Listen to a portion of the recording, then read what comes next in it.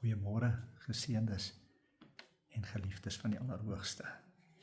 Hier is weer 'n pragtige stukkie, bemoedigend. En kom ons luister wat sê die woord in Matteus 11 vanaf vers 25. In daardie tyd het Jesus Yeshua gespreek en gesê: Ek loof U, Vader, Here Jahweh van die hemel en die aarde, dat U hierdie dinge verberg het vir wyse en verstandige mense en dit aan die kindertjies geopenbaar het. Ja, Vader, want so was dit U welbehaag.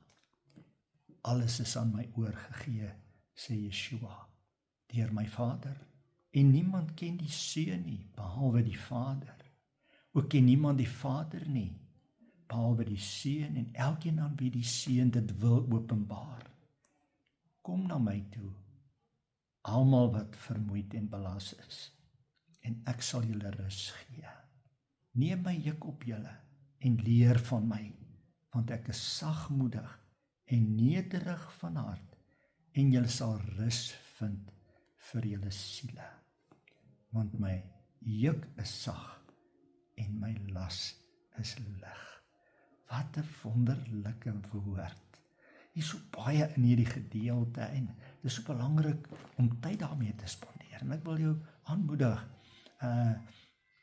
as jy kansie het in hierdie dag, gaan en vat weer hierdie stukkie en lees dit stadig oor, spandeer tyd daarmee en kyk die wonderlike heerlikheid.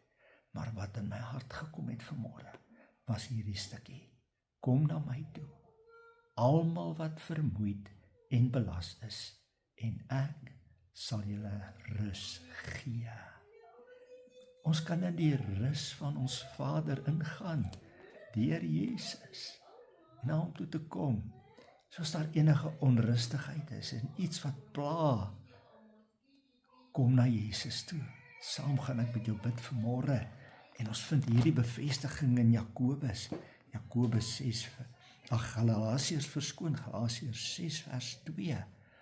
Dra mekaar se laste en vervul so die wet van Christus, die liefdeswet, om mekaar se laste te dra, om ook ander een se las en onrus te vat en na Jesus te gaan saam met hom, saam daaroor te bid en Vader vertrou vir die rus, die hemelse rus van ons hemelse Vader, wat daar in Christus Jesus Yeshua is.